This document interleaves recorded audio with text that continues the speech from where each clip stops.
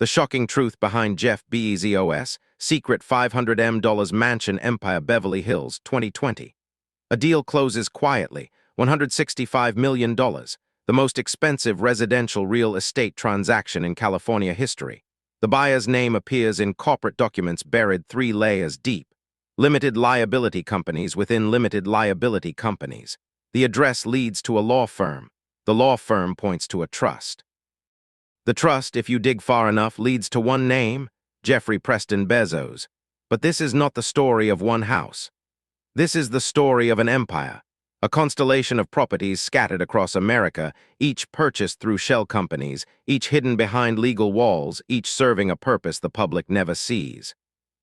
Mansions in Beverly Hills, penthouses in Manhattan, estates in Washington state, ranches in Texas, compounds in Hawaii, and a Washington, D.C. fortress 2 blocks from the most powerful address in America. The total, conservative estimates place it north of $500 million, and that's just what we know about. Beautiful homes, yes, status symbols, certainly, but that's just the surface. Behind these walls lies infrastructure most people don't imagine. Security operations that rival embassies, staff networks numbering in the hundreds, technology systems pulled from science fiction, maintenance costs that bleed millions annually, and a pattern of acquisition that raises one uncomfortable question: what exactly is Jeff Bezos building? The world's richest man, or the world's second richest, depending on the week and the stock market? A man who reshaped commerce, pioneered space travel, bought a newspaper, and became a geopolitical force. His wealth is so vast that spending $500 million on homes represents less than 1% of his net worth. Pocket change. Rounding error. But even pocket change tells a story when you examine the pattern. And the pattern here is deliberate, strategic, and unsettling if you look closely enough. Can you buy privacy when you're the world's most watched billionaire? Can walls high enough, security tight enough, and legal structures complex enough keep you hidden? And if you try, what does it cost? Not just in dollars, but in the way you live, the way your staff lives, the concessions you make to maintain the illusion of normalcy in a fundamentally abnormal existence. The real question: who is Jeff Bezos when he closes the door? And what do these homes, this empire built in shadows, reveal about the man who will never escape the spotlight? If you enjoy deep investigations into modern wealth, power, and the hidden infrastructure of billionaire life, please like this video, subscribe to the channel, and tell me in the comments which billionaire's secret empire we should investigate next. Your support makes these exhaustive investigations possible. Thank you for being here. Let's begin. Seattle, 1994. The origin story is famous. Jeff Bezos, 30 years old, quits his job at a hedge fund, drives across the country with his wife Mackenzie, and launches an online bookstore from a rented garage in Bellevue, Washington. The narrative is deliberate: scrappy entrepreneur, lean operation, no frills. The American dream compressed into clickable form. The garage was real. The house attached to it, a modest 3-bedroom rental on Northeast 28th Street, was equally unremarkable. Rent was roughly $890 per month. Bezos slept little, coded constantly, and shipped books from the garage while his small team worked at desks made from doors laid across sawhorses. Frugality was religion. Every dollar saved was a dollar that could extend the runway. This was not poverty. Bezos had money, enough to quit his high-paying job and fund the early days out of pocket. His parents invested $245,000, a substantial sum that bought time and flexibility. But the aesthetic was minimalist by design. No offices, no overhead, bootstrap mentality. Build the machine before you build the palace. Amazon incorporated in July of 1994. The first book shipped in July of 1995. By the end of that year, revenue hit $511,000. Growth was exponential.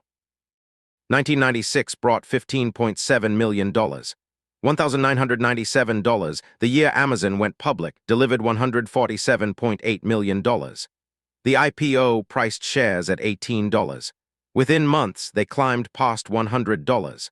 On paper, Bezos was suddenly worth hundreds of millions. Yet his living situation barely changed.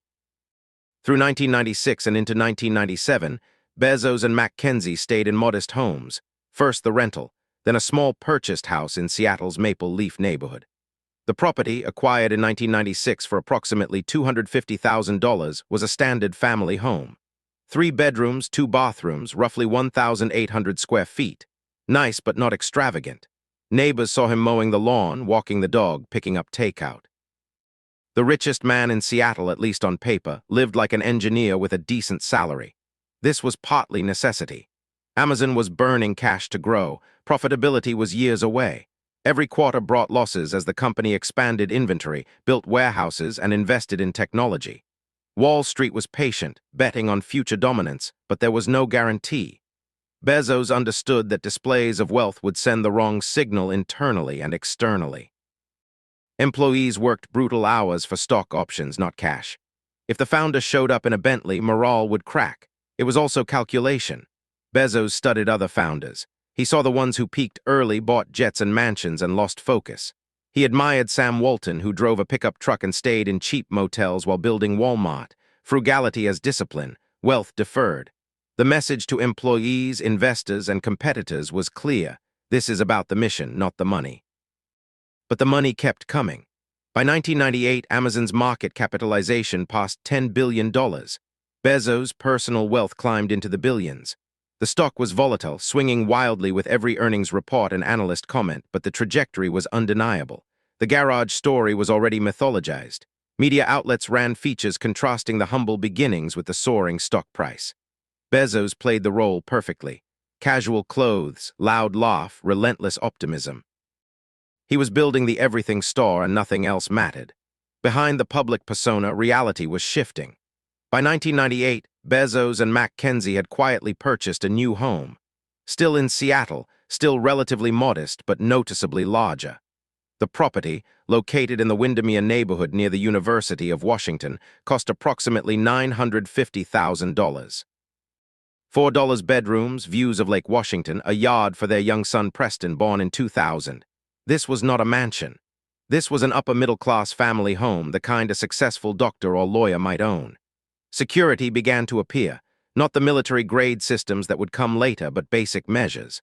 A fence, cameras at the entrance, occasional patrols by private security after a few incidents, overeager journalists, a trespasser who wanted to pitch Bezos a business idea. Wealth attracted attention. Attention demanded boundaries. Through the late 1990s and early 2000s, Bezos maintained this balance, comfortable but not ostentatious, secure but accessible. He attended Seattle's social events, took his family to neighborhood restaurants, and largely avoided the trappings of Silicon Valley excess. While peers bought Ferraris and threw launch parties at nightclubs, Bezos stayed focused. Amazon's mission was existential. The dot-com bubble was inflating. When it burst in 2000 and 2001, many high-flying internet companies evaporated. Amazon survived barely, losing 90% of its stock value at the trough. Bezos held on. Employees held on. The company fought through. By 2003, Amazon posted its first annual profit. By 2005, revenue passed $8 billion. The stock recovered and climbed. Bezos' wealth, which had peaked near $10 billion during the bubble, then crashed to under $2 billion, began climbing again. And as it climbed, something shifted. The garage story was complete. The scrappy phase was over. Amazon was no longer a startup. It was an empire, and empires require fortresses. Medina, Washington, 2006. A quiet announcement appears in property records.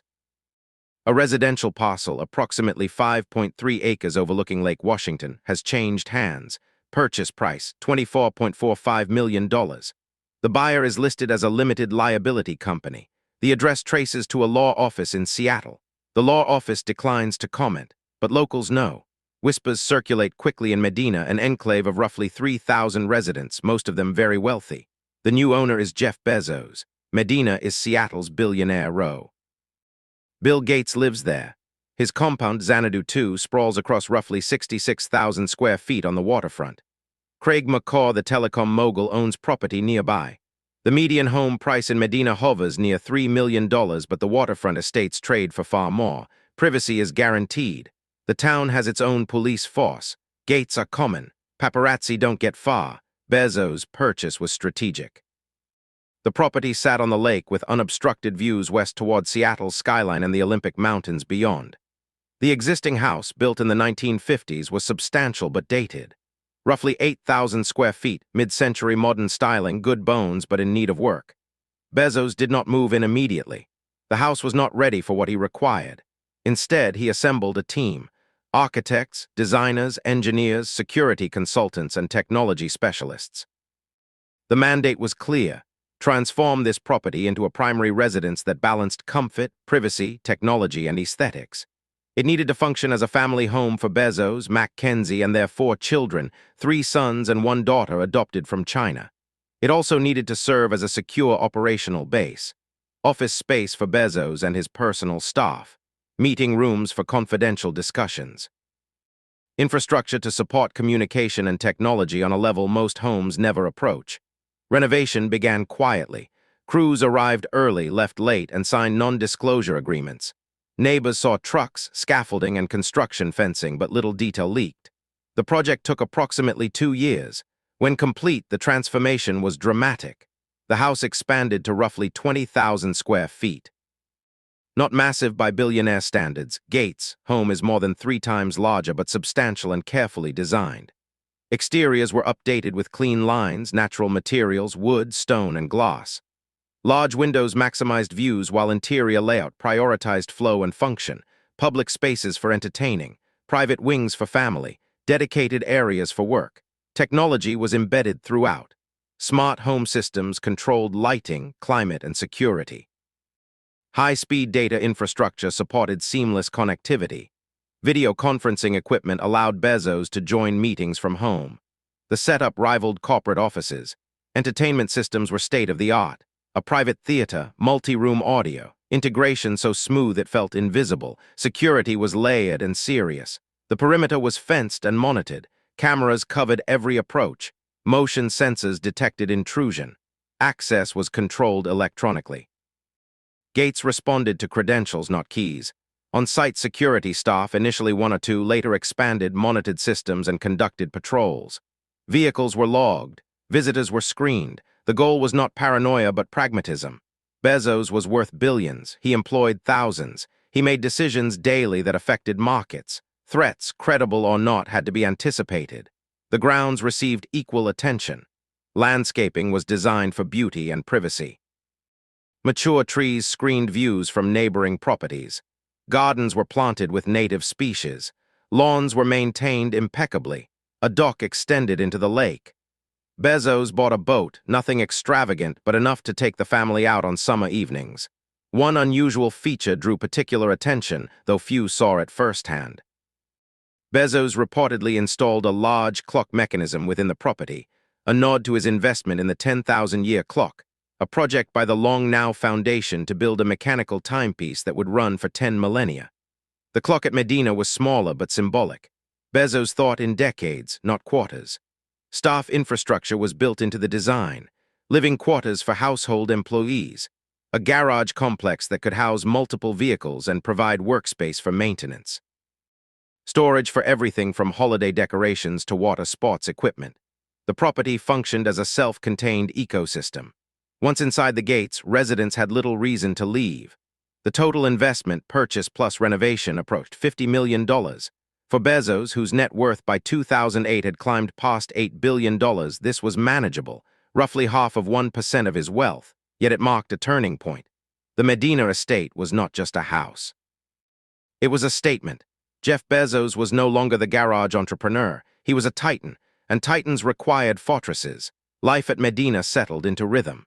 Bezos woke early. Typically before 5 a.m. he read newspapers, mostly digital by this point, but still scanned print editions of the Wall Street Journal and the New York Times delivered to the gate. Breakfast with the family when schedules allowed. The kids attended private schools nearby. Mackenzie managed the household and pursued her writing. By mid-morning, Bezos was either at Amazon headquarters in Seattle, a short drive, or working from home in his private office. The office became his nerve center. Dual monitors, secure connections to Amazon's internal systems, phones that rang constantly, meetings via video before video meetings were common. Bezos ran Amazon with relentless intensity. He read customer emails directly. He dug into data. He questioned assumptions. Medina gave him a space to think, to read, to write the famous 6-page memos that became Amazon's decision-making standard. Evenings varied. Sometimes quiet dinners at home. Other times hosting small gatherings. Bezos entertained carefully. Guests were often Amazon executives, investors, or Seattle's elite. Dinners were catered or prepared by the household chef. Conversations ranged widely: technology, space, politics, books. Bezos was curious and opinionated. He laughed loudly, often at his own jokes. He challenged ideas and expected the same in return. Security was omnipresent but discreet. Staff moved quietly. Cameras watched silently. Bezos could walk his property without seeing guards, but they were there, monitoring, ready.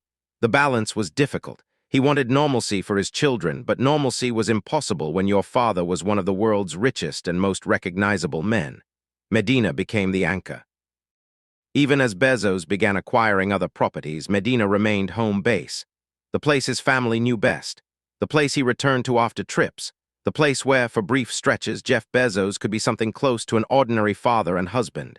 But ordinary was already impossible. And as Amazon's dominance grew, as Bezos' wealth exploded, the need for additional properties, each serving specific purposes, became clear. Medina was the foundation. What came next was an empire. West Texas, 2003. Before the mansion empire took shape, Bezos made a purchase that revealed his long-term thinking. Roughly 165,000 acres of remote ranch land in Culberson and Hudspeth counties, near the town of Van Horn. The land was cheap by his standards, approximately $3 million, arid, rocky, sparsely populated. No cities nearby, minimal infrastructure. Most people saw wasteland. Bezos saw a launch site. Blue Origin, Bezos' aerospace company, was founded in 2000 quietly with minimal publicity. While Elon Musk grabbed headlines with SpaceX, Bezos worked in shadows. The Texas ranch became Blue Origin's test facility, a place to build rockets, test engines, and eventually launch vehicles without the scrutiny that would come at a more accessible location. The land was private. Airspace was controlled. Visitors required permission and were rare. Over the years, infrastructure grew. Hangars, machine shops, launch pads, a vertical landing test site. Bezos visited regularly, sometimes flying in by helicopter, other times driving from El Paso. He stayed in modest accommodations on site, trailers initially, later a small ranch house built for employees and guests. The focus was work, not comfort. But Bezos is deliberate. By 2012, as Blue Origin's operations expanded and his wealth climbed past $20 billion, he upgraded his Texas footprint. Additional land purchases expanded the ranch to approximately 300,000 acres, making it one of the largest private landholdings in the state. A proper residence was constructed, still modest by billionaire standards, but comfortable. Approximately 4,000 square feet, modern design, sustainable systems including solar panels and water recycling. The house served dual purposes: a retreat where Bezos could disconnect and a functional base when overseeing Blue Origin operations. The Texas property reflected a different side of Bezos, not the corporate strategist or the public figure, but the engineer and dreamer. At the ranch, he could watch rocket tests, walk the desert, and think long-term. Space was his passion. Amazon was the means. The ranch was where means and passion intersected. Security here was different. Not the electronic systems of Medina, but geographic isolation. The nearest town, Van Horn, had fewer than 2,000 residents. The ranch itself was gated and patrolled. Roads were private. No one arrived by accident. Airspace was monitored. The Federal Aviation Administration granted Blue Origin authority to control flights over the property during launches. Effectively, Bezos owned a piece of sky. Staff at the ranch numbered in the dozens: engineers, technicians, support personnel. Some lived on site in housing provided by Blue Origin. Others commuted from El Paso or nearby towns. The operation was self-sufficient. Power, water, waste management, all handled internally. The ranch was a small town devoted to a single purpose: making humanity a spacefaring species. Bezos' time in Texas was irregular but intense. He might disappear for a week, working alongside engineers, reviewing designs, and attending launches. These were not PR events. Media was excluded. When Blue Origin's New Shepard rocket achieved its first successful vertical landing in 2015, Bezos released a brief statement and a photo. No press conference, no victory lap. The work spoke. The Texas ranches, plural because additional parcels were purchased in other parts of the state for different purposes, including a smaller property near Austin, represented Bezos' strategic foresight. Land as asset, land as infrastructure, land as privacy. and land as legacy. Long after Amazon, long after e-commerce, Bezos believed Blue Origin would define his impact. The ranches were where that future was being built, yet they also highlighted a pattern. Bezos acquired property not for display but for function. Every purchase served a purpose. The ranches enabled space exploration. What came next, a series of urban and coastal acquisitions, served different but equally calculated goals. Washington, D.C., 2016. A deal closes quietly in the Kalorama neighborhood, one of the capital's most prestigious enclaves. The property, a 27,000-square-foot mansion, the largest home in the district. Former textile museum converted to residential use. Purchase price, $23 million. The buyer, once again, is shielded behind corporate structures, but the identity leaks quickly. Jeff Bezos. The timing was deliberate. Bezos had just purchased the Washington Post in 2013 for $250 million, a move that stunned media insiders. Why would a tech billionaire buy a struggling newspaper? The answer, Bezos said, was civic duty. Journalism mattered. Democracy required a free press. The Post, with its history and infrastructure, could be revitalized with investment and long-term thinking.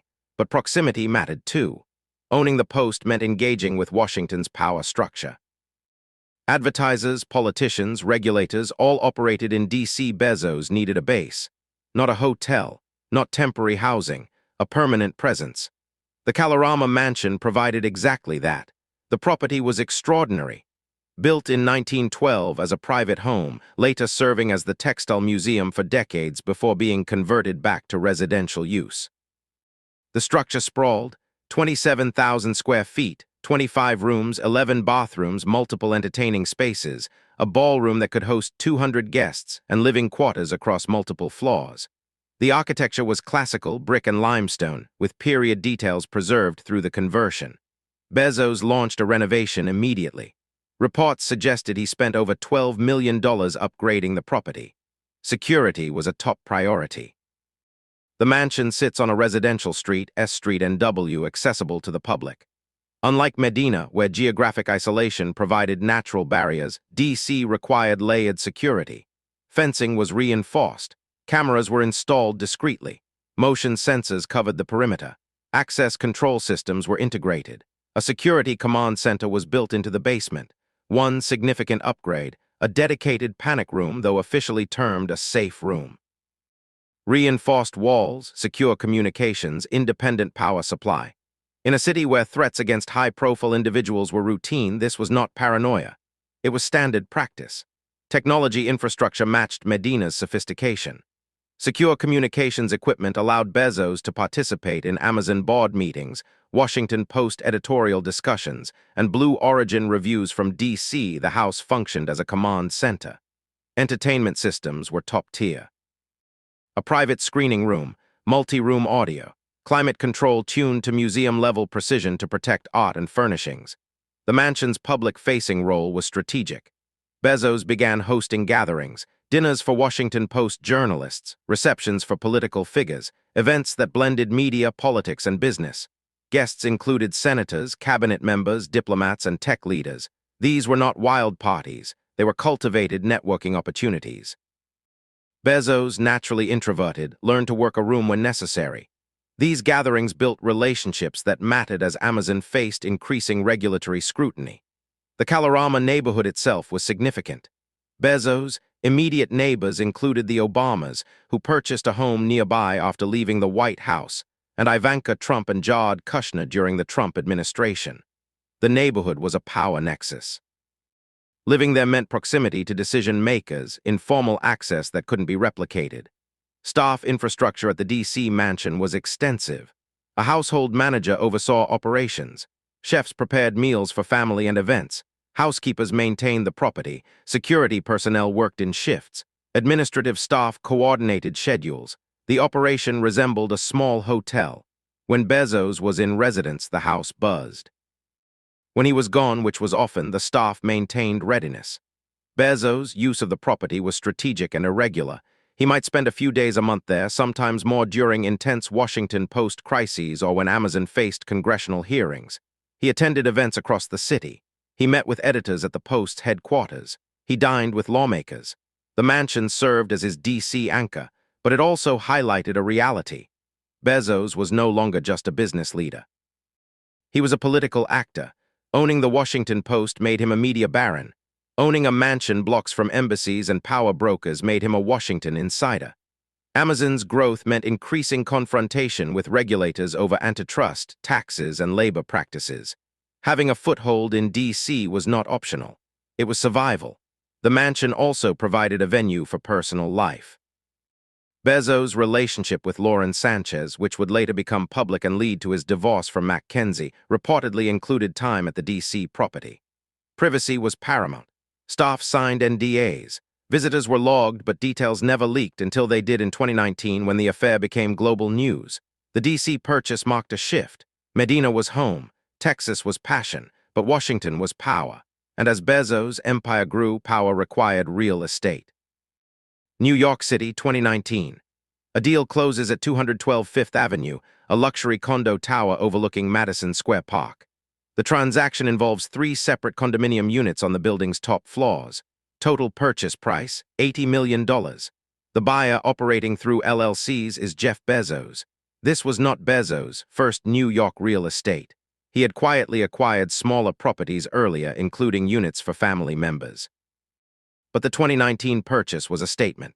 The 3 units, purchased separately but intended to be combined, totaled approximately 17,000 square feet across 3 floors. The planned renovation would create a single mega penthouse with 12 bedrooms, panoramic city views, and finishes at the absolute pinnacle of luxury. Why New York? The answer was multifaceted. Amazon had been searching for a location for its second headquarters, HQ2. The process was a national spectacle. Cities across America courting Amazon with tax breaks and incentives. In 2018, Amazon announced it would split HQ2 between Long Island City and New York and Arlington, Virginia. The New York plan collapsed in 2019 amid political opposition, but Bezos' commitment to the city remained. New York was also media capital. The Washington Post had a New York bureau. Bezos himself increasingly engaged with media, entertainment, and publishing. Proximity to these industries mattered, and New York was cultural capital. Museums, theater, restaurants. For someone with Bezos' wealth and interests, New York offered experiences Seattle and D.C. could not match. The penthouses at 212 Fifth Avenue placed Bezos in one of Manhattan's most desirable buildings. The structure, completed in 2010, was designed with privacy and luxury as primary goals. Residences started on higher floors. Below were elite office spaces. The building's amenities included private dining rooms, a fitness center, a pool, and concierge services that catered to the ultra-wealthy. Security was discreet but omnipresent.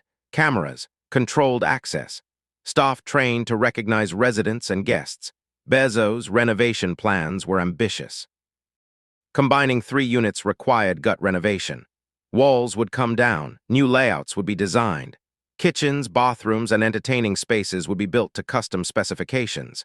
Technology would be integrated seamlessly. Security within the unit would be layered. The project would take years and cost tens of millions, but the real value was flexibility. Bezos traveled constantly. Amazon operations, Washington Post oversight, Blue Origin launches. Personal travel with Lauren Sanchez. Having a Manhattan base meant no hotels, no temporary accommodations, a place that was his, secure, private, and always ready. The New York properties also served family. Bezos' children were approaching college age. New York offered educational and cultural opportunities. Having a family residence in the city provided a stable base. Staff could be positioned there permanently. The penthouse functioned as a home even when Bezos was elsewhere. Yet the purchase also drew scrutiny. $80 million for apartments. In a city with homelessness and housing crises, critics pounced. Bezos' wealth, by 2019 approaching $150 billion, made him a target. He had become the richest man in modern history. Every purchase was dissected, every extravagance highlighted. Bezos rarely responded to criticism. His philosophy, borrowed from Amazon's leadership principles, was customer obsession and long-term thinking. Critics were noise. The penthouses served a purpose. They were infrastructure, not indulgence, or so the internal justification went. The New York purchase was part of a broader pattern. By 2019, Bezos owned property in at least 5 states: Washington, Texas, California, Washington, D.C., and New York. Each served specific purposes. Each was hidden behind LLCs. Each represented a node in a growing empire, but the most dramatic acquisition was yet to come. And it would reset the scale entirely. Beverly Hills, February 2020. The real estate world stops. News breaks that the Warner estate, one of Los Angeles' most storied properties, has sold for $165 million. The price shatters California records. The previous high was $150 million for a Malibu compound. This transaction resets expectations. The buyer's identity is initially obscured. The deed lists Bezos Expeditions LLC, a holding company for Bezos' personal investments. Within hours, the name leaks. Jeff Bezos. The Warner estate is legendary. Built in the 1930s by Jack Warner, co-founder of Warner Brothers Studios, the property sprawls across 9 acres in Beverly Hills, one of the world's most expensive residential neighborhoods. The main house covers approximately 13,600 square feet. That's modest by modern mega mansion standards, but the property's value lies in history, location, and land. Jack Warner lived here for decades. He hosted Hollywood's Golden Age elite. Charlie Chaplin, Cary Grant, James Stewart. The parties were famous. The guest house, where Warner's mistress reportedly stayed, added to the property's lore. After Warner's death, the estate changed hands several times, each owner preserving its historic character while updating infrastructure. When Bezos purchased it, the property was immaculate. The main house, designed in Georgian style, featured classic proportions, high ceilings, formal rooms, and elegant details. A grand staircase anchored the entrance hall. The living room opened to terraces overlooking manicured gardens.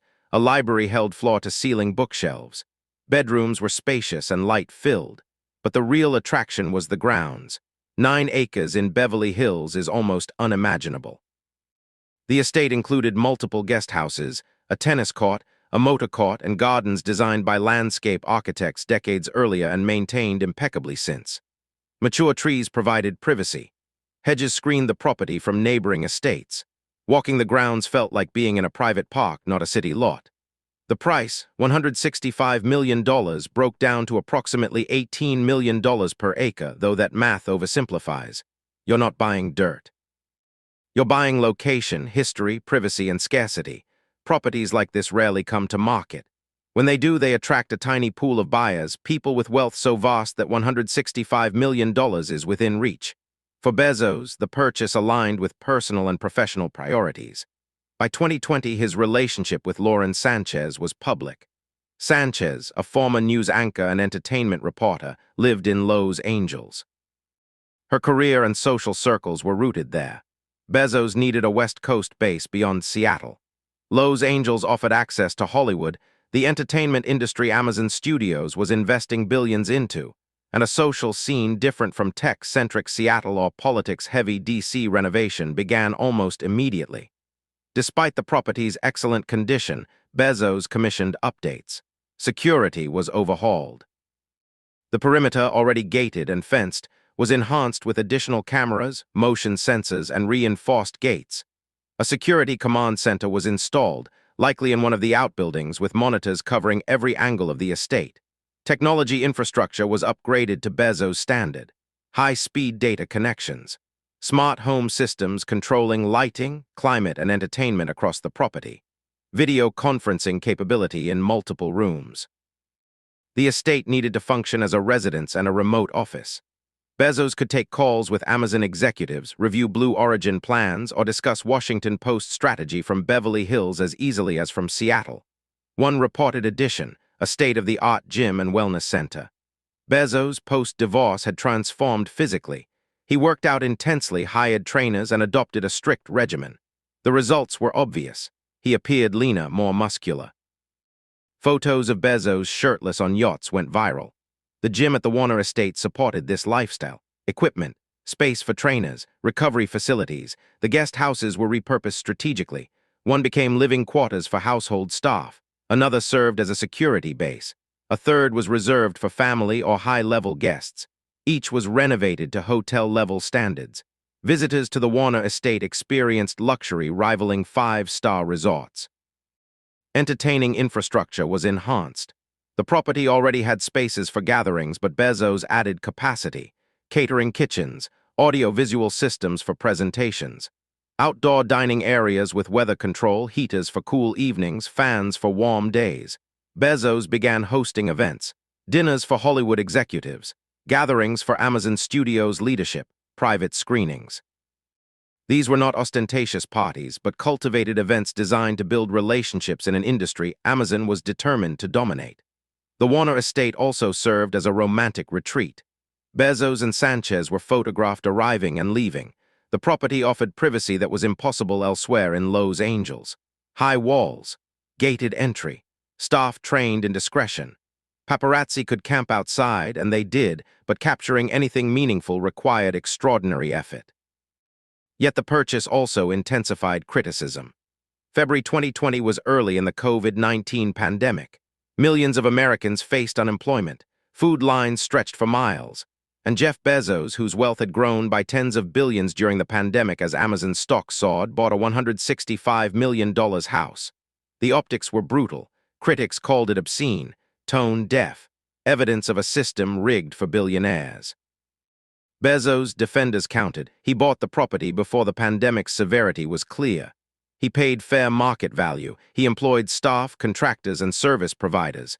His wealth was paper tied to Amazon stock, not liquid cash hoarded in vaults. The debate raged online. Bezos ignored it. The Warner estate became his Los Angeles anchor. He spent increasing time there as 2020 progressed. When Amazon held virtual events, Bezos sometimes appeared via video from the estate's library, classic books visible behind him, a curated backdrop signaling intellect and tradition. But the Warner estate was not the end. It was a centerpiece. Bezos continued acquiring properties, each addition expanding the empire's reach and complexity. Maui, Hawaii, 2021. Reports surfaced that Bezos has purchased significant property on Maui's South Shore, near the exclusive community of Wailea. The details are fragmented, multiple parcels, total price estimated near $78 million, once again hidden behind LLCs. As information trickles out, the scale becomes clear. Bezos has assembled a compound totaling roughly 14 acres with multiple structures and extensive ocean frontage. Hawaii was logical. Bezos had vacationed there for years. Photos occasionally surfaced of him on beaches or boats, often with Sanchez. The islands offered privacy, natural beauty, and distance from paparazzi. Acquiring property meant no more hotels. It meant control over environment and security. The Maui compound included several parcels purchased separately, then combined into a unified estate. The properties had different histories. One was a vacant lot. Another held an older home that Bezos raised to build new. A third included a renovated residence that would serve as a guest house. The strategy was methodical: acquire, consolidate, redevelop. The main residence, constructed from scratch, was designed to Bezos' specifications. Reports suggested approximately 6,000 square feet, smaller than his other properties but optimized for island living. Open floor plans, indoor-outdoor flow, large lanais, Hawaiian-style porches for outdoor dining and relaxation. Floor-to-ceiling glass to capture ocean views. Natural materials, stone, wood, designed to blend with the landscape. Technology was integrated but subtle. Smart systems controlled everything, but the aesthetic was organic, not overtly high-tech. The goal was to feel connected to nature while enjoying modern conveniences. Climate control adapted to trade winds. Shading systems adjusted to sun angles. Entertainment systems provided media access without dominating spaces.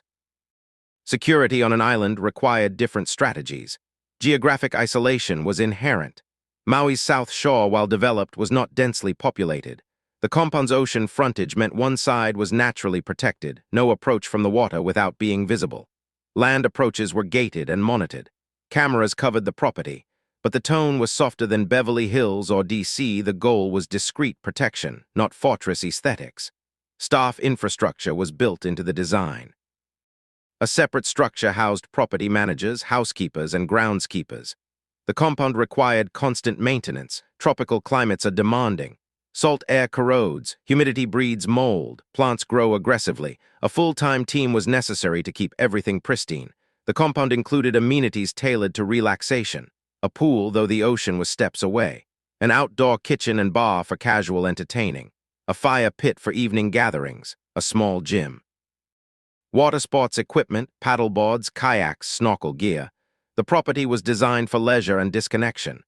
Bezos used Maui as a retreat.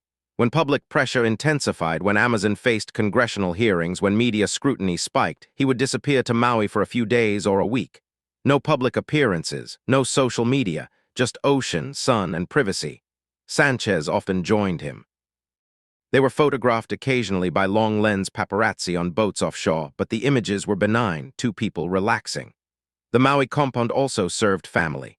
Bezos' children, now young adults, visited. The property offered a family gathering place away from the intensity of Seattle or Los Angeles. Holidays could be spent in privacy, dinners on the lanai, beach walks. Normalcy, or as close as a billionaire family could achieve, yet even in paradise, reminders of scale intruded. The compound's operating costs, staff salaries, utilities, maintenance, insurance, ran into hundreds of thousands annually. The property taxes alone were substantial. Maui assesses high-value properties aggressively. For Bezos, these costs were trivial, but they highlighted the infrastructure required to maintain even a vacation home at this level. The Maui purchase also drew less public criticism than Beverly Hills, perhaps because it was disclosed later. Perhaps because island properties, while expensive, felt less ostentatious than Hollywood estates. Or perhaps because by 2021, Bezos' wealth, now exceeding $200 billion at peaks, was so vast that $78 million barely registered as notable. The pattern was clear. Bezos was building a network of properties, each optimized for specific needs. Seattle for family and Amazon headquarters proximity.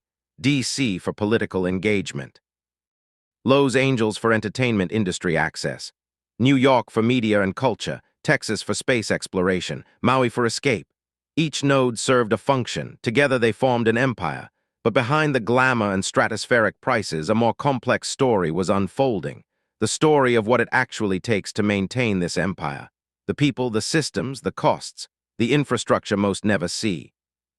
And the price not just financial but personal that comes with living as the world's richest and most scrutinized man.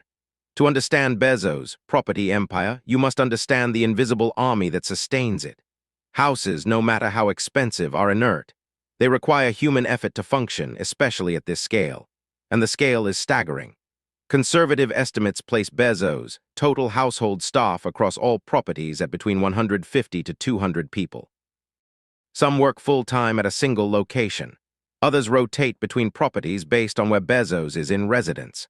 Still others work remotely, managing logistics, schedules, and systems from offices that exist solely to support his personal life. At each primary residence, Medina, Beverly Hills, DC, New York, Maui, the staffing structure is similar. A household manager or estate manager serves as the on-site leader. This person oversees all operations, coordinates vendors, manages budgets, and ensures everything runs smoothly. Household managers in this world are professionals, often with hospitality or military backgrounds, earning salaries in the low six figures, plus benefits and sometimes housing. Beneath the household manager are specialized staff, housekeepers. Each property employs multiple housekeepers working in shifts. Their job is to maintain every room to hotel-level standards. Beds made daily with fresh linens, bathrooms cleaned and stocked, floors vacuumed or mopped, surfaces dusted, windows cleaned. In a 20,000-square-foot house, this is a full-time job for several people. At the Warner estate, with 13,600 square feet in the main house plus guest houses, the housekeeping team is likely 4 to 6 people. Chefs and kitchen staff. Bezos does not cook his own meals. Each primary residence has a chef, sometimes multiple chefs working in shifts. These are not casual cooks. They are trained professionals, often with Michelin star restaurant experience. They prepare meals tailored to Bezos' dietary preferences, which reportedly lean toward high protein, low carb with a focus on quality ingredients. Meal planning, grocery procurement, preparation, and cleanup occupy several staff. When Bezos entertains, the chef coordinates with catering services for larger events. Security personnel. This is the largest and most critical staffing category. Security at Bezos' properties is multi-layered and sophisticated. Each residence has on-site security staff, typically working in 3 shifts to provide 24/7 coverage. At Medina, estimates suggest at least 6 to 8 security personnel. At Beverly Hills and DC, likely more given urban environments and higher threat profiles. These are not mal security guards. Bezos' security team includes former military, Secret Service, and FBI personnel. They are trained in executive protection, threat assessment, emergency response, and surveillance countermeasures. They monitor camera feeds, control access, conduct patrols, and coordinate with local law enforcement when necessary. Some security staff travel with Bezos. When he moves between properties or travels internationally, a personal security detail accompanies him. This team is always armed, always alert, and always planning routes, checking venues, and assessing risks. The head of Bezos' overall security operation is reportedly a former Secret Service agent who earns well into 7 figures annually. Groundskeepers and maintenance staff. Properties with significant land require constant attention. At Medina, with 5.3 acres, groundskeepers maintain lawns, gardens, trees, and the waterfront. At Beverly Hills, with 9 acres, the team is even larger. These staff handle mowing, planting, irrigation, pest control, and seasonal decoration. They work year-round.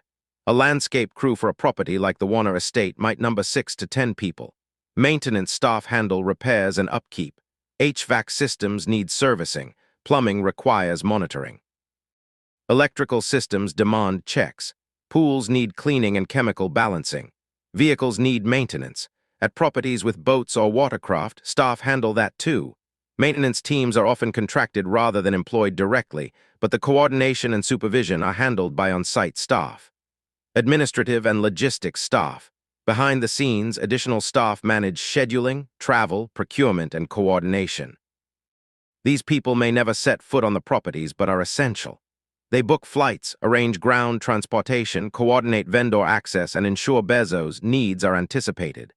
This team operates from offices, likely in Seattle and possibly Los Angeles, and communicates constantly with household managers at each property.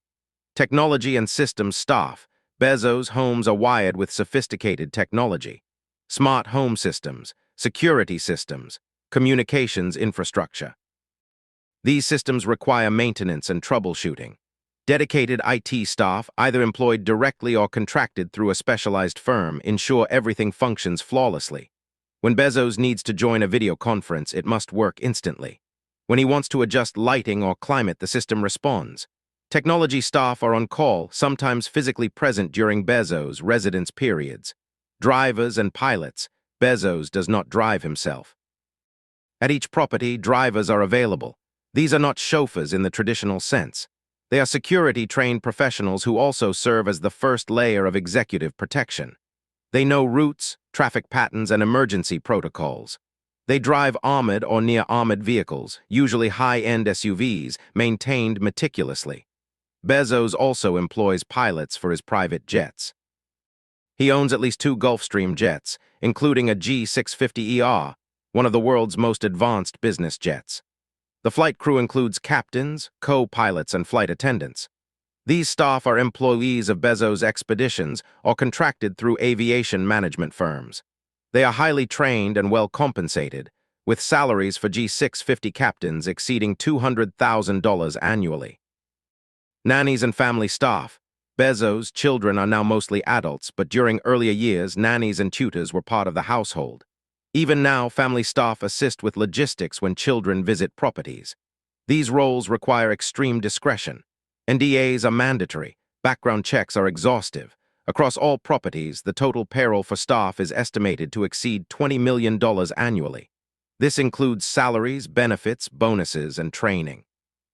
It does not include contracted services like landscaping firms, security companies, or technology vendors, which add millions more. Coordinating this workforce is a logistical challenge. Staff must be scheduled across multiple properties. When Bezos moves, key personnel often move with him, at least temporarily. A core traveling team might include his executive assistant, head of security, a chef, and a personal aide. They fly ahead or with him, ensuring continuity. The operational complexity rivals a small company, and indeed, it is managed as such. Household operations are overseen by professional managers who report to Bezos' personal office, a small team within Bezos' expeditions. Budgets are set. Expenses are tracked. Performance is evaluated. Efficiency is expected, very Amazon. Yet the human cost is significant. Staff sign NDAs so restrictive that speaking about their work, even in vague terms, can lead to lawsuits. They work irregular hours, often on call, adapting their lives to Bezos' schedule. Turnover is relatively low for elite household positions. The pay and prestige are strong, but the demands are intense. For Bezos, this army is invisible. He sees the results: homes that are always ready, meals that are always prepared, security that is always present. He does not see the coordination, the late-night calls, the problem-solving. That's the point. The infrastructure is designed to be seamless. But the cost, financial and human, is enormous. And it raises a question: at what point does maintaining an empire become the primary burden? At what point does the infrastructure designed to enable freedom become a cage? Security is the most critical and least visible aspect of Bezos' property empire. To understand it, you must grasp the threat environment. Jeff Bezos is not just wealthy, he is polarizing. Amazon's labor practices, tax strategies, and market dominance generate intense criticism. He owns the Washington Post, making him a target for those who despise the media. His relationship with Sanchez, his divorce, his physical transformation, all have made him a tabloid fixture. And his wealth, so vast it defies comprehension, breeds resentment. Threats come from multiple vectors: overzealous fans, political extremists, criminal opportunists, nation-state actors, tabloid journalists willing to break laws. The security infrastructure at Bezos' properties is designed to counter all of them. Physical perimeter security starts with barriers. Every property is gated. Entrances are controlled electronically. Gates are steel reinforced and designed to stop vehicles. Fencing is high, typically 8 feet or more, topped with decorative but functional deterrents. Hedges and landscaping often screen fences from public view, maintaining aesthetics while providing security. Cameras are ubiquitous. Modern systems use high-resolution, night vision-capable cameras covering every approach. Motion detection triggers alerts. Facial recognition software, while controversial, is reportedly used at some properties to identify individuals approaching gates or boundaries. Footage is monitored in real time by security staff and archived for review. Motion sensors and infrared detection cover perimeters. If someone scales a fence or enters the property, alarms trigger instantly. These systems differentiate between humans, animals, and environmental factors like wind-blown branches. False alarms are minimized, but response protocols assume every alert is real until confirmed otherwise. Access control is multi-layered. Staff and approved visitors use credentials, key fobs, biometric scanners. Visitors must be pre-approved and logged. Delivery personnel, even those delivering packages, are verified. At high-security properties like DC, some deliveries are received at a gatehouse and inspected before being brought to the main residence. On-site security personnel conduct regular patrols. They walk the grounds, check access points, and maintain visible presence. Their visibility is calibrated, enough to deter casual intrusion, not so much that the property feels militarized. Security staff are trained to be polite but firm. They interact with vendors, guests, and occasionally curious neighbors or journalists who probe boundaries. Vehicular security is sophisticated. Bezos travels in armored or near-armored vehicles. These are typically high-end SUVs, Chevrolet Suburbans, or Mercedes G-Wagons, fitted with bullet-resistant glass, reinforced panels, run-flat tires, and communications equipment. Drivers are trained in evasive maneuvers and emergency procedures. Routes are planned in advance. Patterns are varied to prevent predictability. When Bezos moves between properties, logistics are coordinated like a military operation. Advanced teams scout routes and venues. Communications are secured. If Bezos flies privately, which he almost always does, aircraft are vetted and guarded. Even private jets are vulnerable on the ground and in the air. Cybersecurity is equally critical. Bezos' homes are smart homes, controlled by interconnected systems. These systems are potential entry points for hackers. State-of-the-art firewalls, encryption, and monitoring protect against intrusion. IT security staff conduct regular audits. Software is updated constantly. Devices are vetted before connecting to networks. Bezos himself is reportedly cautious about digital communication. After the scandal in which intimate texts between him and Sanchez were leaked to the media, allegedly hacked from her phone or obtained through her brother, Bezos became even more security conscious. He uses encrypted messaging apps. His phones are secured by specialists. Conversations sensitive in nature are conducted in person, not over digital channels. Counterintelligence measures address threats from journalists and tabloids. After the National Enquirer published details of his affair, Bezos launched an investigation. His security team, led by Gavin de Becker, a renowned security consultant, examined how information was obtained.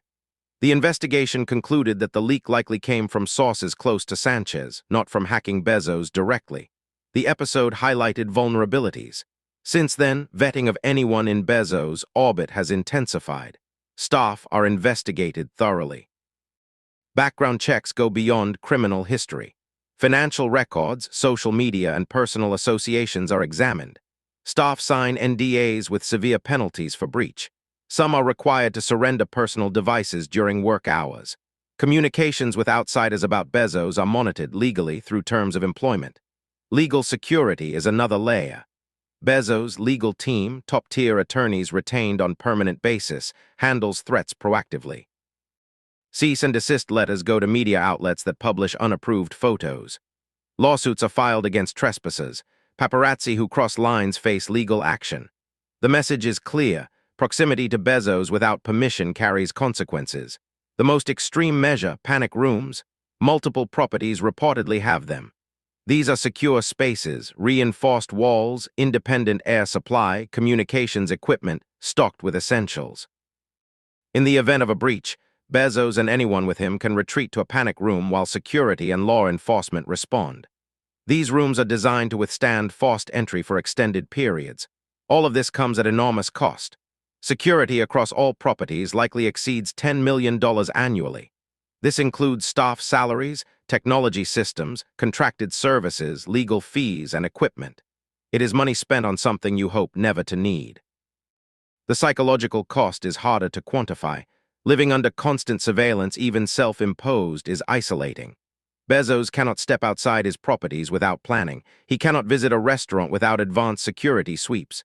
He cannot interact with strangers without staff assessing threats. Spontaneity is a luxury he surrendered. His children live with similar constraints. They cannot post locations on social media. Their movements are monitored. Friends are vetted. The goal is to let them live as normally as possible, but normal is relative. They are children of the world's richest man. That fact shapes every interaction. Critics see this as paranoia, defenders see it as prudence. The truth is likely both. Some threats are real, others are hypothetical. But when you're Jeff Bezos, the cost of underestimating a threat can be life or death. So the security state persists. Cameras watch, guards patrol, systems hum. And Bezos lives behind walls that protect but also imprison. The purchase prices make headlines. $165 million for Beverly Hills, $80 million for New York, $78 million for Maui. But purchase price is only the beginning. The ongoing cost of maintaining a property empire of this scale is staggering and largely hidden. Start with property taxes. Each state and municipality taxes real estate, usually based on assessed value. Rates vary, but rough estimates for Bezos' known properties paint a costly picture. Beverly Hills, Warner Estate. California's property tax rate is approximately 1.1% of assessed value annually.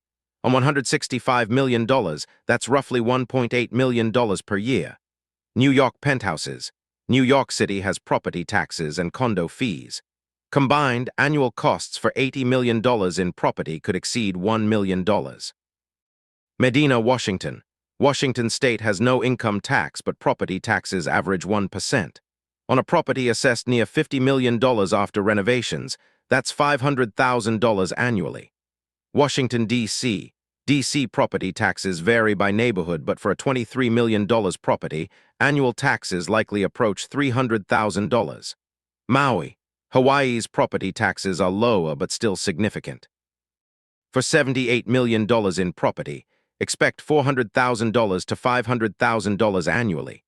Total property taxes across all known properties, approximately $4 to $5 million per year. This is money paid regardless of whether Bezos sets foot in any property. Insurance is another massive expense. Insuring homes worth hundreds of millions, filled with art and valuables against fire, theft, natural disaster, and liability requires specialized policies. High net worth insurance is expensive. Premiums for Bezos' portfolio likely exceed $2 million annually. Utilities, even for empty homes, are substantial. Climate control must run year-round to protect structures and furnishings. Humidity control is critical in coastal properties like Maui to prevent mold. Heating and cooling 20,000 square feet in Medina during winter and summer costs tens of thousands of dollars monthly. Across all properties, annual utility costs likely approach $1 million. Maintenance and repairs are continuous. Roofs need upkeep. HVAC systems require servicing. Plumbing and electrical systems age. Pools need maintenance. Landscaping demands constant care. Paint fades. Wood needs refinishing. Preventive maintenance is expensive but cheaper than emergency repairs. Annual maintenance budgets for ultra-high-end properties typically run 1% to 2% of property value. For Bezos, that's $5 to $10 million per year. Staffing, as discussed, exceeds $20 million annually in salaries and benefits. Add contracted services, security firms, technology vendors, landscaping companies, and the total climbs toward $30 million. Technology and systems upgrades are ongoing. Smart home systems evolve rapidly. Security technology improves continuously. Bezos' team upgrades systems regularly to stay ahead of threats and take advantage of new capabilities. These upgrades cost millions per property every few years. Renovation and improvement projects add irregular but substantial costs. When Bezos buys a property, he typically spends tens of millions upgrading it to his standards. These are not annual costs, but occur frequently enough to matter. Amortized over time, renovation spending likely adds several million dollars per year. Legal and administrative costs support the empire.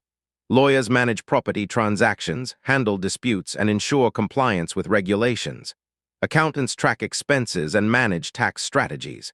Property managers coordinate operations. These professional services cost millions annually. Total annual operating cost for Bezos' property empire, conservatively $50 to $60 million.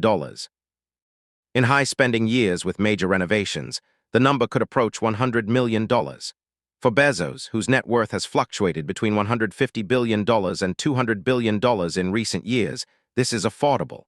$60 million annually represents roughly 0.03% of his wealth. Put another way, if your net worth is $100,000, the equivalent would be spending $30 per year. But the scale is revealing. Maintaining this empire employs hundreds. It consumes resources. It demands constant attention from managers and coordinators. And it highlights a truth about extreme wealth. Past a certain point, wealth requires infrastructure to manage, and infrastructure becomes a burden. Bezos does not personally manage these costs. His team does, but he reviews budgets, he asks questions, he demands efficiency. Amazon's culture of frugality, despite Amazon's scale, reportedly extends to Bezos' personal operations. Waste is not tolerated. Expenses are justified. The question, is this necessary, is asked constantly, yet necessity is relative. Is a $165 million house necessary? Is a 9-acre Beverly Hills estate necessary when a 5-acre estate would suffice? Necessity at this level is subjective. The financial bleed also raises strategic questions. Bezos' wealth is primarily Amazon stock. To fund his lifestyle, including property expenses, he sells stock. Billions of dollars in stock sales per year, often announced in advance through SEC filings. These sales are planned carefully to avoid spooking markets, but they are substantial. Critics note the paradox. Amazon employees, including warehouse workers, often struggle with low wages and demanding conditions. Meanwhile, Bezos sells billions in stock to fund a lifestyle that includes $500 million in homes and tens of millions in annual operating costs. The disparity is stark. Defenders argue Bezos created Amazon, took enormous risk, and earned his wealth.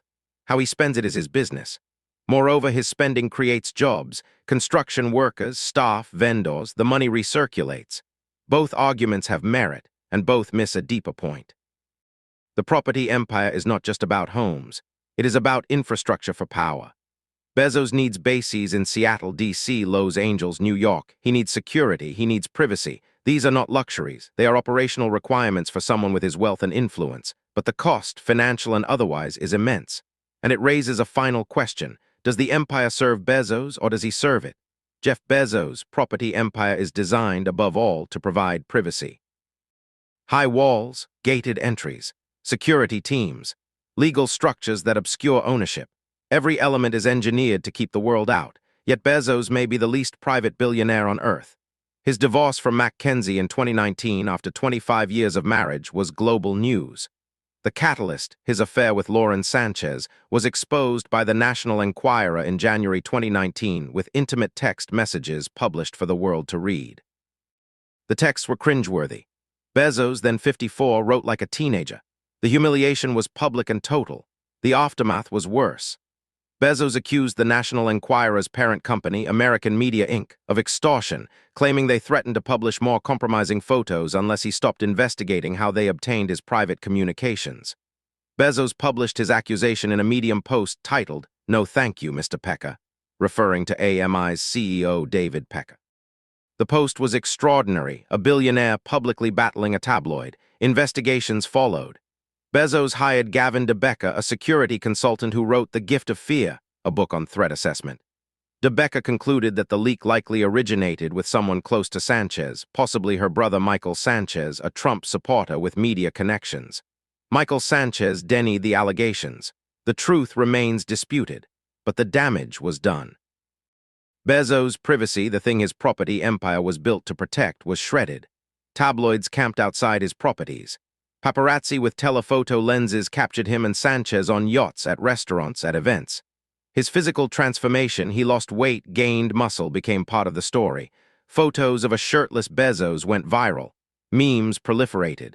The world's richest man became a punchline. The privacy paradox is this: you can build walls, but you cannot build walls around your digital life. Bezos' texts were on a device. That device was compromised. No amount of physical security could prevent it. And once the information was out, no legal team could claw it back. Bezos learned hard lessons. He tightened digital security. He reduced his digital footprint. He stopped texting sensitive information. But the lesson was broader. Privacy at his level of wealth and visibility is largely an illusion. Even within his properties, true privacy is elusive. Staff are everywhere. Security monitors cameras. Housekeepers enter rooms. Chefs prepare meals. Every interaction, even within the fortress, involves someone else. Bezos can retreat to a bedroom or office, but he is never truly alone. The infrastructure that enables his lifestyle also intrudes on it. Family privacy is even harder. His children, now adults, live with the legacy of their father's wealth and public mistakes. They cannot escape the Bezos name. Friends know who they are. Romantic partners are scrutinized. Every social media post is analyzed. The children did not choose this. They inherited it. Lauren Sanchez faces similar scrutiny. Her every outfit, hairstyle, and public appearance is dissected. Critics call her a gold digger, ignoring her career before Bezos. Defenders note she is accomplished in her own right. A former news anchor, helicopter pilot, and founder of an aerial filming company. Yet the relationship defines her publicly. Bezos and Sanchez have embraced the spotlight at times. They attend high-profile events together. They are photographed on yachts, private jets, at movie premieres. Some of this is unavoidable. People of their stature cannot be invisible, but some is a choice. They have leaned into the public relationship, perhaps calculating that controlling the narrative is better than hiding.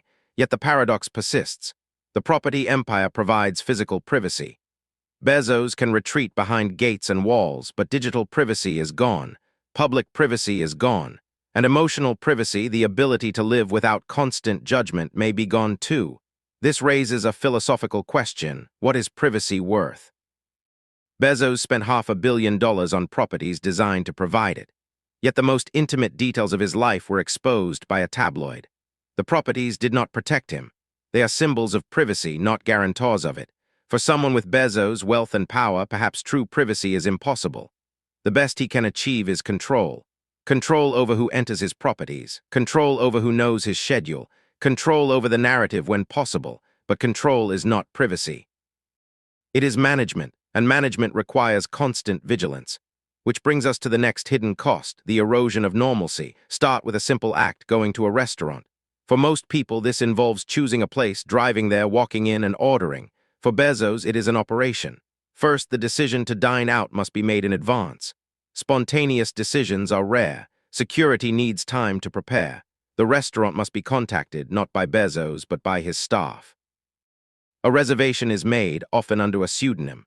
The restaurant is asked, sometimes required, to ensure privacy. This might mean a private room. It might mean arriving after closing for a private dining experience. Arrival involves a motorcade. Bezos does not drive himself. A security team travels in multiple vehicles. The route is planned. Upon arrival, security enters first, scans the space, confirms it is secure. Only then does Bezos enter. Other diners, if present, notice immediately. Phones come out. Photos are taken. Bezos must decide whether to engage politely or ignore the attention. Neither option is normal. Dining itself is monitored. Security remains close. Staff at the restaurant are briefed. The meal is never just a meal. It is a public appearance, whether Bezos wants it to be or not. Afterward, departure is coordinated. Timing is chosen to minimize exposure. The motorcade leaves. Security debriefs. This is not normal. This is a logistical operation masquerading as dinner, or consider shopping. Bezos owns Amazon, the everything store. He can order anything and have it delivered. But sometimes you want to browse, you want to see, touch, compare. For most people, this means going to a store. For Bezos, stores are minefields. He is recognized instantly. Customers stop him. Employees ask for photos. Management panics, thrilled and terrified. The experience is a circus. So Bezos rarely shops in person. When he does, it is in highly controlled environments. Private shopping hours, stores closed to the public. Events arranged by luxury brands who send inventory to his home. Travel is similarly complex. Bezos owns private jets, but even private aviation involves logistics. Flight plans are filed, crews are coordinated, security advances to destinations. Ground transportation is arranged. Hotels, when necessary, are vetted. Even then, privacy is not guaranteed. Aviation tracking websites can follow Bezos' planes in real time. Enthusiasts and journalists track his movements. Public events are carefully managed. When Bezos attends a movie premiere, a gala, or a tech conference, his appearance is coordinated weeks in advance. Security assesses the venue. Routes are planned. Photo opportunities are staged or avoided depending on strategy. Interactions with press are scripted. Spontaneity is rare. Family life is shaped by these constraints. Bezos' children grew up in this environment. They attended private schools with security nearby. Playdates required vetting. Birthday parties were events, not casual gatherings. Even within the Medina estate, normalcy was elusive. Friends who visited saw the scale and opulence. The experience was alienating. Mackenzie, during their marriage, managed much of this. She shielded the children where possible. She maintained boundaries. After the divorce, dynamics shifted. The children, now adults, navigate this world themselves. They have access to wealth and opportunity beyond measure. They also have constraints most cannot imagine. Bezos himself rarely speaks about these costs. His public persona is relentlessly optimistic. He talks about long-term thinking, customer obsession, and day-one mentality. He laughs his distinctive laugh. He praises his team. He projects confidence. But those close to him describe a different reality. Bezos is guarded. He trusts few people fully. His inner circle is small and vetted. Relationships are transactional. Even friendships carry an undercurrent of calculation. Can this person be trusted? What do they want? The questions are not paranoia. They are survival instincts honed over decades. Romantic relationships are especially complex. Lauren Sanchez is wealthy and accomplished in her own right, but she entered a relationship with the world's richest man. The power imbalance is inherent. Bezos has resources she cannot match. He controls access to a lifestyle most cannot conceive. Does she love him for who he is or what he represents? Bezos surely wrestles with this question, though he would never voice it publicly. Sanchez has embraced the role. She accompanies him to events. She posts photos on social media. She has become part of the Bezos brand. Some see this as genuine partnership. Others see performance. The truth is likely both. The erosion of normalcy extends to small moments. Bezos cannot walk his dog in the neighborhood without security. He cannot attend a child's school event without it becoming news. He cannot browse a bookstore, ironic given Amazon's origins, without being recognized. Every public moment is managed. Every private moment is shadowed by awareness that staff, security, and systems are always present. This is the life he chose, in some sense. He built Amazon. He pursued growth relentlessly. He became the richest man in the world. Wealth at this scale brings power, opportunity, and freedom in some dimensions, but it also brings constraints. The very success that enabled the property empire also makes normalcy impossible. And this raises the final question: what is Jeff Bezos actually building? Is the property empire a sanctuary, or is it a cage? If you map Bezos' property empire, a pattern emerges. These are not random purchases. Each property is a strategic node in a network designed to project power and facilitate influence. Seattle, Medina is the foundation. Amazon's headquarters. Bezos' roots, family history. This is home base, the place where Bezos built his empire. Proximity to Amazon is essential, even as the company has expanded globally. Medina provides privacy in a city where Bezos is both celebrity and employer. It is the anchor. Washington, D.C. is political power. Bezos bought the Washington Post and the Kalorama Mansion for the same reason, to establish himself as a player in the capital's power structure. Amazon faces regulatory scrutiny, antitrust investigations, tax policy debates, labor law conflicts. Having a physical presence in D.C., owning a major newspaper, and hosting power brokers in his home gives Bezos influence. It does not guarantee outcomes, but it ensures he is in the room where conversations happen. Los Angeles, Beverly Hills is entertainment and media power. Amazon Studios invests billions in content. Streaming is a strategic priority. Hollywood connections matter. The Warner estate places Bezos at the center of the entertainment industry. It provides access to talent, executives, and deal flow. It also serves his relationship with Sanchez, who is embedded in LA's social scene. New York is financial and cultural power. Wall Street, media, publishing, fashion. New York is where deals are made and narratives are shaped. Bezos' penthouses place him in the heart of it. Proximity to financial markets matters, even though Amazon is publicly traded and Bezos is not day trading. Perception shapes reality. Being seen in New York, hosting dinners, attending events reinforces his status. Texas, Van Horn, and Austin is future power. Blue Origin is Bezos' long-term bet. He believes humanity's future is in space. The Texas ranches are where that future is being built. Owning the land and controlling the operations gives Bezos autonomy. He is not beholden to NASA or SpaceX, he sets the pace. The ranches are infrastructure for a vision that may outlast Amazon. Maui is personal. Unlike the other properties, Maui does not project power. It is retreat, escape, a place where Bezos can disconnect as much as he ever does. Yet even Maui serves a function. It is a sanctuary for a man who lives under constant pressure. Mental health and resilience require rest. Maui provides that. The pattern is clear. Every property serves a purpose. Bezos does not buy for status or vanity. He buys strategically. The empire is not about accumulating houses. It is about positioning himself at key power centers while maintaining spaces for retreat and restoration. This is empire building in the 21st century. Not through armies or colonies, but through real estate, media, technology, and access. Bezos is not a king, but he operates with resources that rival small nations. His property empire is infrastructure for that operation. But there is another pattern, one more personal and harder to read. The empire reflects a man who cannot stop moving, who cannot stop building, who finds stillness uncomfortable, and who may, despite all the wealth and power, still be searching for something he has not yet found. To understand the property empire, you must understand the man. Jeff Bezos is many things: visionary, strategist, competitor. But above all, he is restless. His biography is well documented. Born in Albuquerque in 1964 to a teenage mother, his biological father left early. His mother remarried Miguel Bezos, who adopted Jeff and gave him his surname. The family moved to Houston, then Miami. Bezos was smart, curious, obsessed with space from childhood. He studied computer science and electrical engineering at Princeton. He worked on Wall Street, then he left to start Amazon. The garage story is famous, but what drives the story is ambition. Bezos saw the internet's potential before most.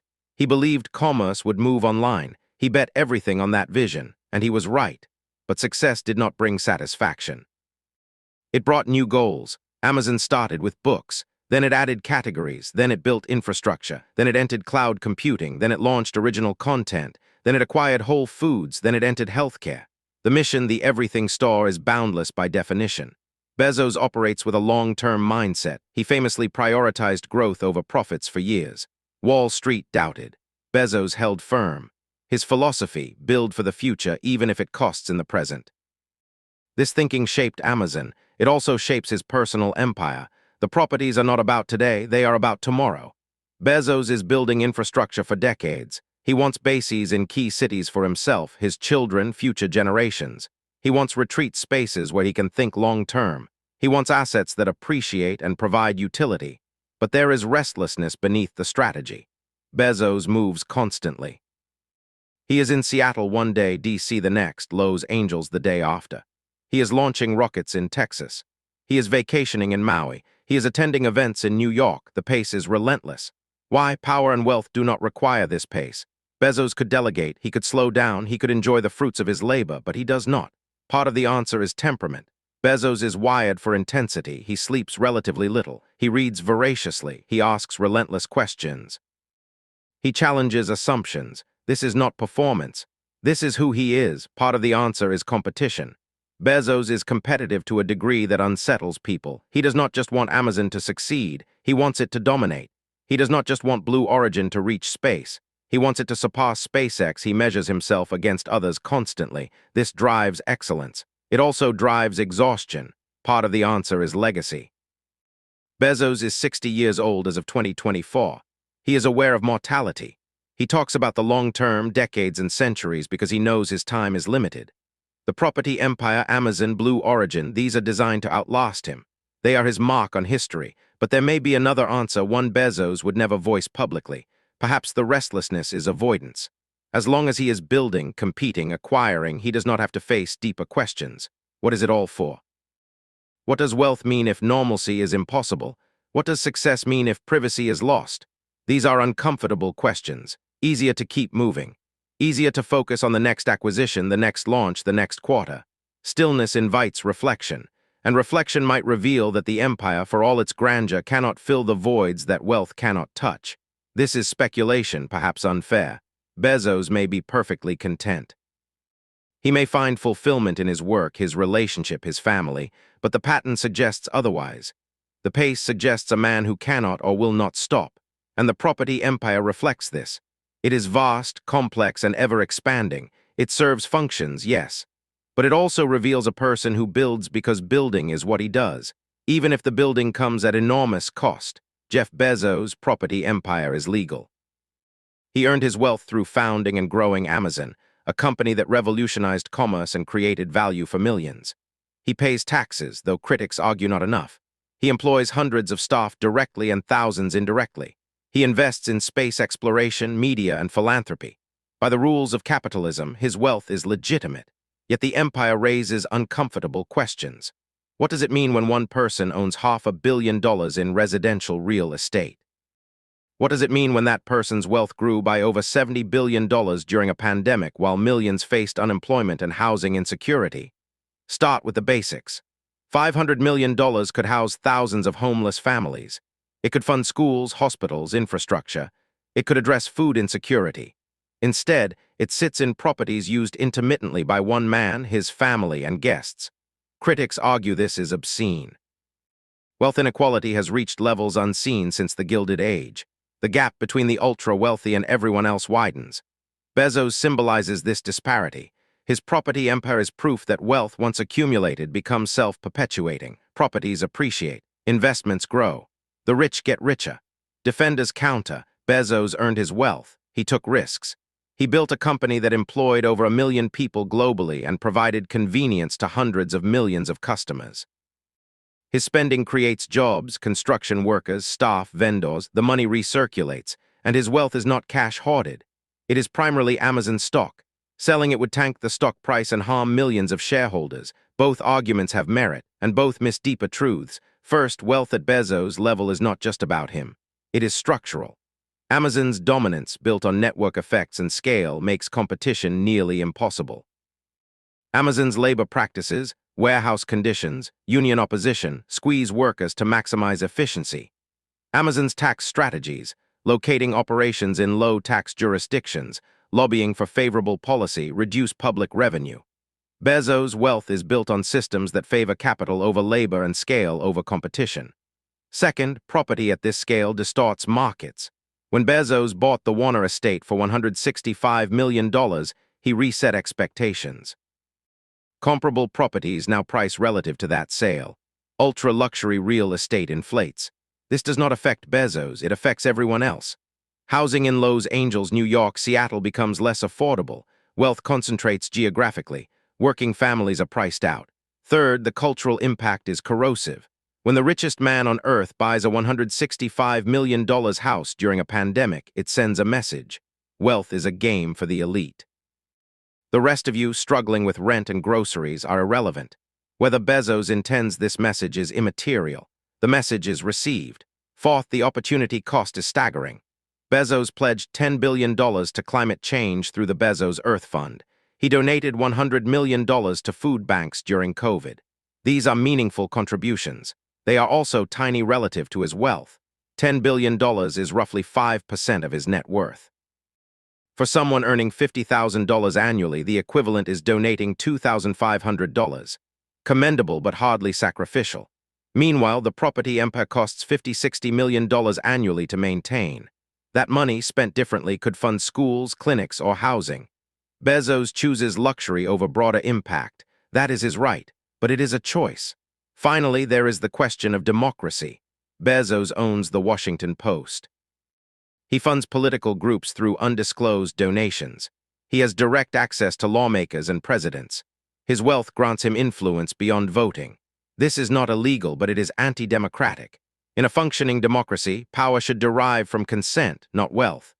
Bezos' empire, both literal and figurative, concentrates power in one person's hands. What do we lose? We lose the possibility of a society where wealth is distributed more equitably. We lose the idea that hard work should be rewarded proportionally. We lose faith in systems that allow one person to accumulate wealth equivalent to small nations. We lose democracy when wealth translates to power without accountability. These are large claims, and they place enormous weight on Bezos, perhaps unfairly. He did not create capitalism. He did not write tax laws.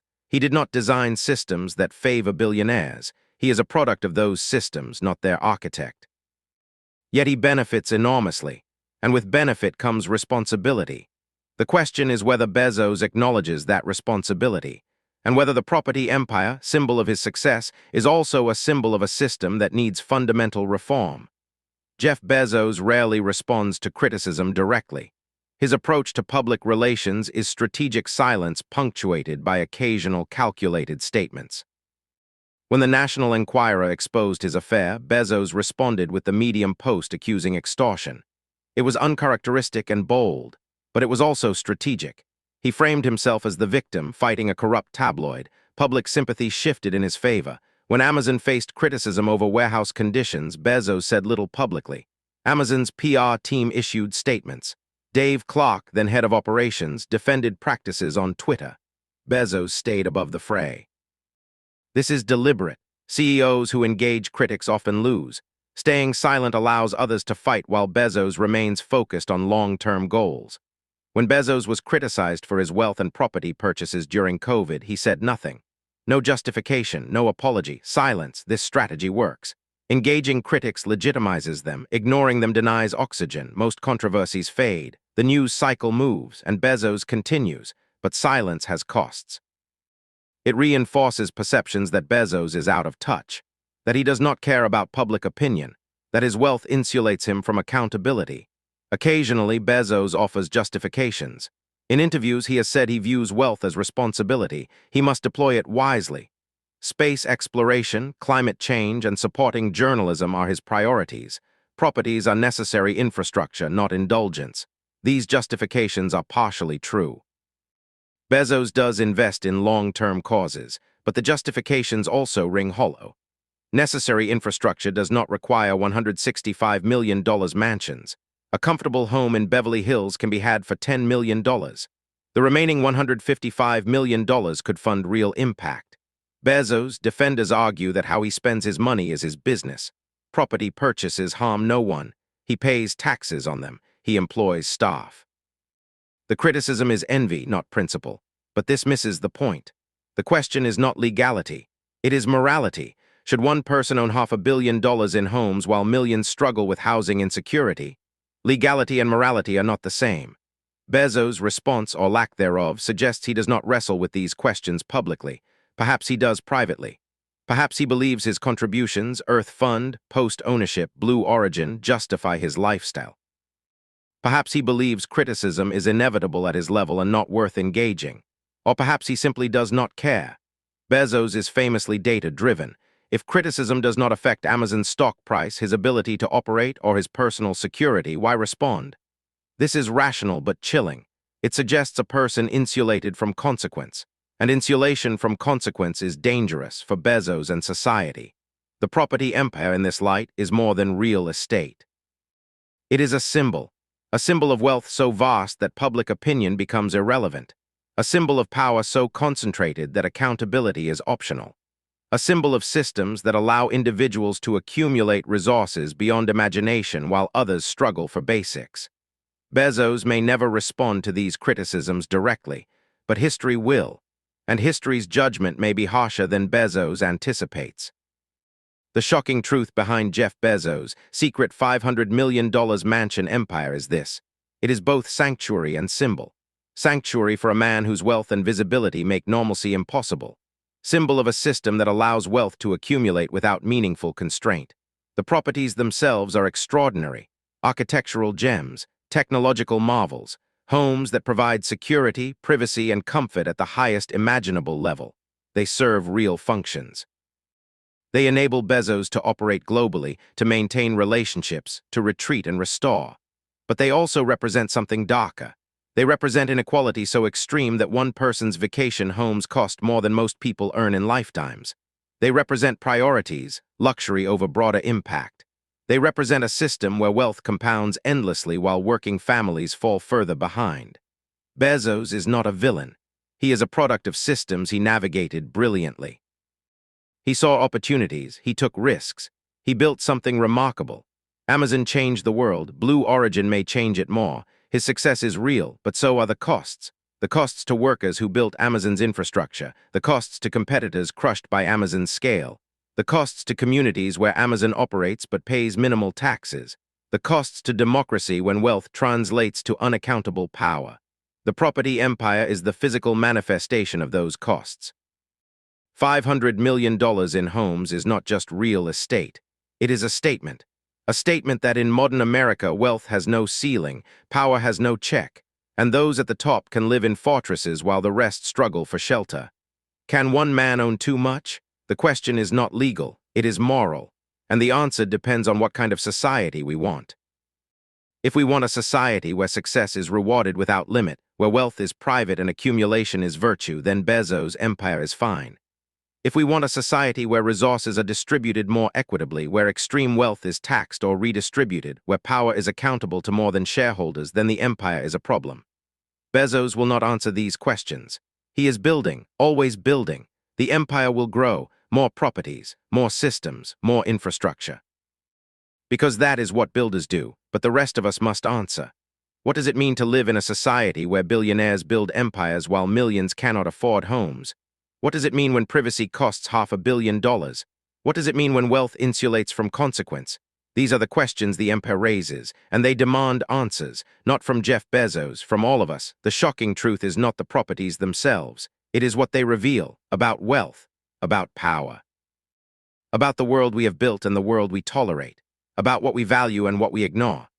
Jeff Bezos' secret $500 million mansion empire is not secret anymore. It is visible, and what it shows us is uncomfortable. The question is whether we look away or look closer, whether we accept it as inevitable or demand something different. The properties will stand. The gates will remain. The security will patrol. The empire will endure, but the questions will not fade. And eventually they will demand answers. If you found this investigation valuable, please like this video and subscribe to the channel. Deep dives like this require extensive research, fact-checking, and time. Your support makes them possible. Tell me in the comments, which billionaire's hidden empire should we investigate next? Elon Musk's real estate network, Mark Zuckerberg's Hawaiian compound controversies, the Walton family's multi-generational wealth infrastructure? Let me know. Share this video with anyone who cares about wealth, power, and how billionaires actually live. These stories matter. They reveal systems. They expose priorities. They force questions we should all be asking. Thank you for watching. Thank you for thinking critically. Thank you for being here. I'll see you in the next investigation.